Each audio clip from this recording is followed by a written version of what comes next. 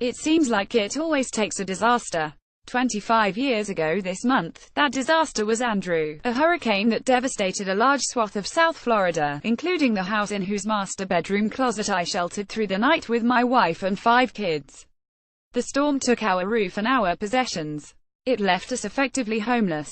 With nowhere else to go, we'd been in town only a year, we found our way to the office of my employer, the Miami Herald, where we shared our tale of woe. And Pete Weitzel, then the Herald's managing editor, told us he had an empty house we were welcome to shelter in. It had no electricity, but it had a roof, which was more than we had at home. Here's the thing. Pete was not one of my favorite people. During my job interview, he had asked a question that set my teeth on edge. Pointing out that most of the Herald's readership was white, as if this would be news to me, he asked if I, as an African American, was capable of writing for them. Can I write for white people? Do white people read English? If so, we're good. That's what I very much wanted to say. But I also very much wanted the job, so I answered politely in the affirmative. Now, here was this same guy whose question had so insulted me, offering me his house. I lost no time saying yes, of course. I said it again a few days later when my colleague Christine Dolan invited me and my brood to stay with her, her husband, John, their young son and their dog in their undamaged home some miles north of the destruction zone. Chris and I didn't know each other that well. John and I had never met. The selflessness of all those people back then leaves me unsurprised at what I am seeing now as Hurricane Harvey swamps southeast Texas.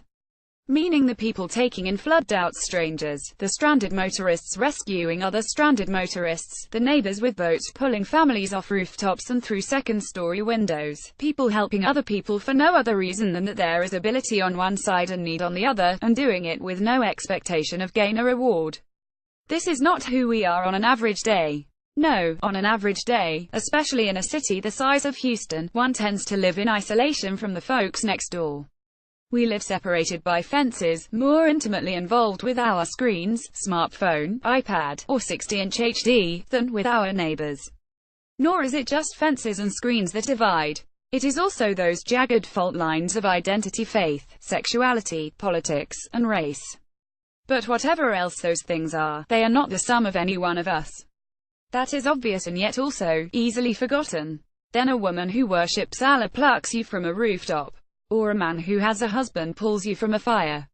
Or the guy who asked that vexing question puts a roof over your head.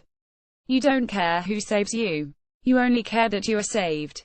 There's a lesson in that, I think. Miami came back. Houston will, too. And the people suffering this ordeal will someday remember it not simply for what they lost, but also for what they found. In the danger and fear, they will remember that they discovered generosity and sacrifice. They will also remember that the ordeal was endurable because they shared it with strangers who were, it turned out, not so strange after all. And they will remember how people instinctively reached for one another when the screens had gone dark, and all the fences were down.